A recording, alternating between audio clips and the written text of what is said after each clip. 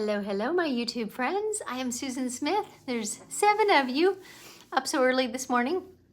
Maybe for you it's not early. For me it is still fairly early in the morning. Yeah, I'm Susan Smith. Today you're in my office, not in my studio.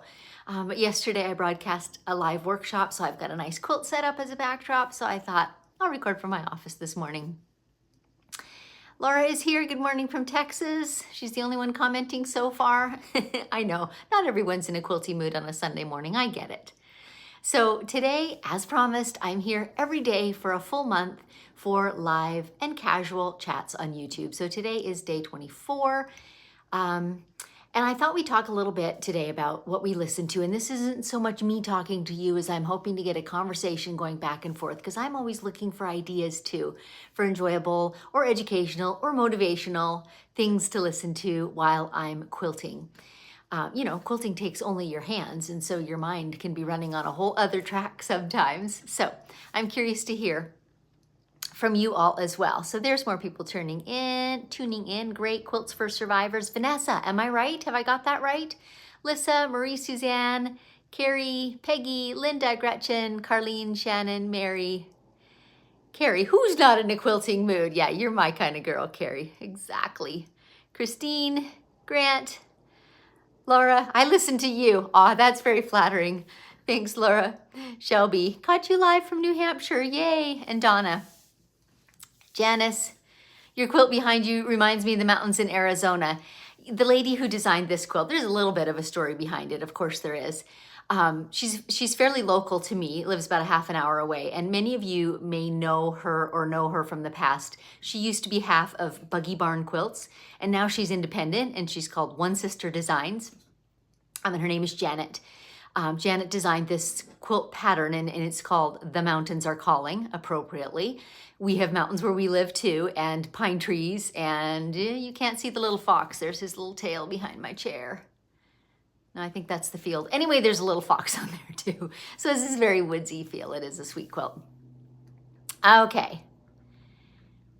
Linda is making a comment, about the sound, keeping sound low. We'll talk about that in a moment too. So let's kind of dive in. So I work generally at a long arm. Some of you may be quilting at a sit-down machine, but long arms tend to be a little louder just because they're going at high speeds.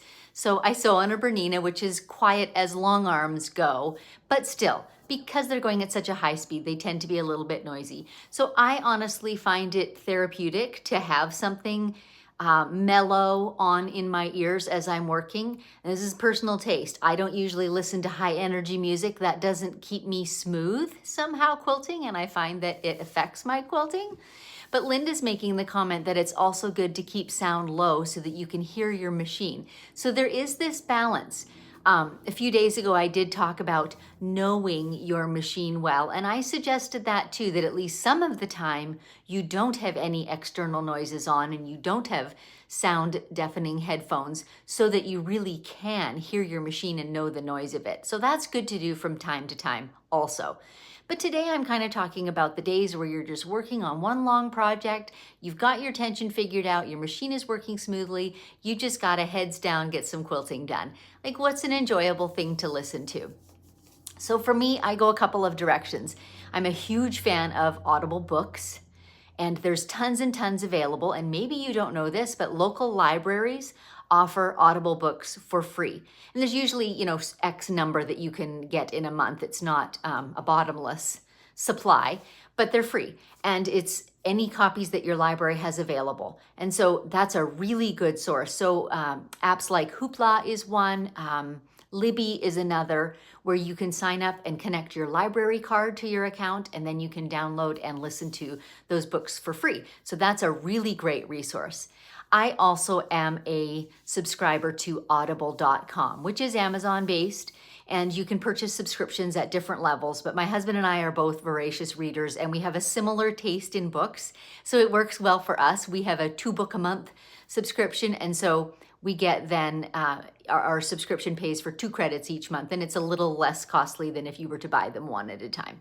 So we enjoy that, and that's just a fun way to find particularly new and, brand newly published books or something particular that you're interested in. And when I go to my library, at least, it doesn't always have the new and the current stuff, and it doesn't have everything. Libraries never do. So audible.com does give me that option of being able to find almost anything that I want to listen to. And then I particularly end up going there for books that I think that I will listen to over and over again in the future, and then they're always there for me. Okay, let me scroll back. I've got a wobbly tripod today. I've got the phone on an arm. This was not a good idea. Let me back up a little bit. Marie Suzanne listening to me also while I put a label on my blue hibiscus quilt. Then finished. Awesome.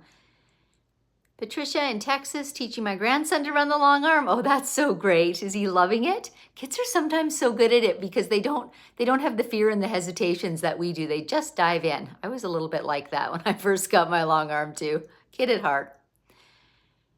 Anne says, Happy National Color Day. I actually didn't know that, Anne, so thanks for letting us know.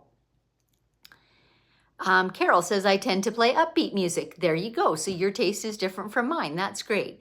Janice, movies I've watched before. I know what's happening, and when I take a break, I know what's happening in the movie. That's actually a great idea because your mind is kind of mentally running the movie while you're hearing the soundtrack, right? I can totally see that. I don't actually have a television in my sewing room. I do have monitors in there from all the recording I do, but I never turn the TV on. Gretchen, I listen to podcasts, yours included, or classical music on PBS. Yes, we'll get to podcasts in a second. Quilts for Survivors, an audiobook, podcasts, and have done a few webinars that don't require too much interaction. Yep, I do that too. Janelle, I have SiriusXM, can change it up to match the sewing vibe. Good. Carrie, if I'm not listening to you, I listen to favorite shows or mellow music. Linda, while quilting my sister's quilt, I asked her for a couple of favorite music artists, then played those on Pandora. That's good too. You can make personalized playlists that way. Jennifer or Daisy, good morning. Laura, who is your favorite author? Oh man, Laura, I have several favorites and it changes from time to time. So I've actually recently been posting a favorite pick each month, and this month it was the Joe Pickett series. So CJ Box is the author, and there are a couple of different series written by, I'm not even sure if it's a him or a her actually. Clearly I haven't read the author blurb, but the Joe Pickett series is particularly good. So he's a conservation officer in Wyoming. And it's kind of unique. They're action books. They're usually murder mysteries, but he is very, he can't be swayed from his morals. Like he has to do what's right, even though it costs, even though it creates waves. And I kind of like that in The Good Guy. So I'm really into the Joe Pickett books right now. Liz, Audible's the best. Residents of rural Washington are eligible to sign up for online library card for King County and their vast array of Audible books. Okay, that's cool to know. I did not know that. Debbie Fleming, I listen to music, country or Christian. Yeah, I listen to music too. I have one of the little Google dots that you can holler at. You know, well, all of them you can holler at, but you know, Google, play so-and-so at such and such volume, and I never have to, you know, lift a finger or think about it very much. You can send it to playlists or whatever. That is also very nice. And I'm currently into 70s music, like the Bee Gees. Yeah, that's just a current. Lots of you are music listeners. Peggy's saying, I switched from music to Audible. You know, you can do that. And next month, if you feel like it, you can switch back and forth. That's the beauty of it. We have so many options available. Rob and I listen to sports mostly, games that I've missed and recorded. Okay, that's good. That probably keeps you moving, right? Jennifer or Daisy, I want to send a coffee. Can you post that again? Actually, it's easy. It's just buymeacoffee.com/stitched by Susan. I mention that in every YouTube episode. Liz, if you like CJ Box, check out Paul Doran. His books are based on a Maine game warden. I sure will. I'll write that down as soon as we're done here and I'll go check that out. Pragmatic, smooth jazz for me. I love that. Elaine, I listen to you to get started and stay motivated. You know, my voice must get old after a while. Shelby, I bring my Samsung, can watch anything, radio, movies, books, etc. M. Peacock from Uruguay, I tend to watch YouTube videos, but then I'm quilting on a domestic machine. Yep, and that's absolutely great. There's a lot of shows that you can, you know, listen to and just glance at every now and then. Okay, so let's talk about podcasts for half a second. I have totally fallen in love with podcasts. So, you know, there's any number of ways you can do that. I choose to use the Apple app for podcasts. And you can choose your favorites and you can have it automatically download episodes or not, or you can just go hunting.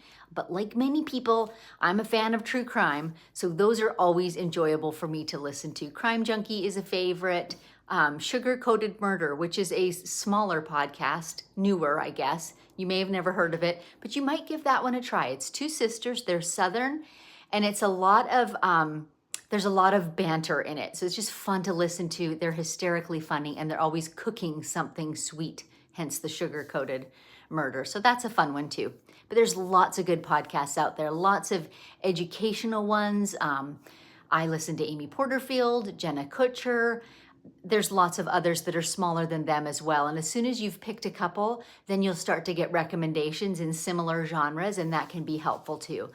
But for me, I've kind of dedicated Monday to my educational listening day. So Monday morning, I always look for something educational that I can listen to. John Maxwell, that's another one. And I know he's a classic, but my word, he still has some really, really good stuff.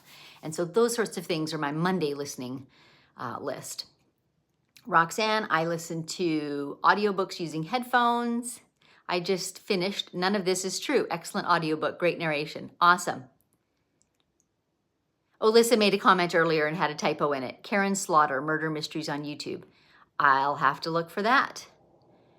Jody Jones, Pandora with classical or soothing music on. It tends to keep me in a smooth motion, or my favorite audiobook. And it is funny, I alluded to this earlier, but it really is true. Smoother, mellower music will certainly help if you're like struggling with a new design or even pacing yourself. Someone was asking, I think it was yesterday, I was giving a live demo at our local quilt show, and they were asking, I keep tending to race ahead in my quilting and get going too fast. How do I pace myself? And actually that was my tip, was try putting some slower, mellower music on, and it just influences exactly the same way that you put a faster beat of music on when you're walking and you want to do brisk walking and keep yourself really going. You know, if you slow that music down, I think that maybe influences your quilting speed just a little bit too.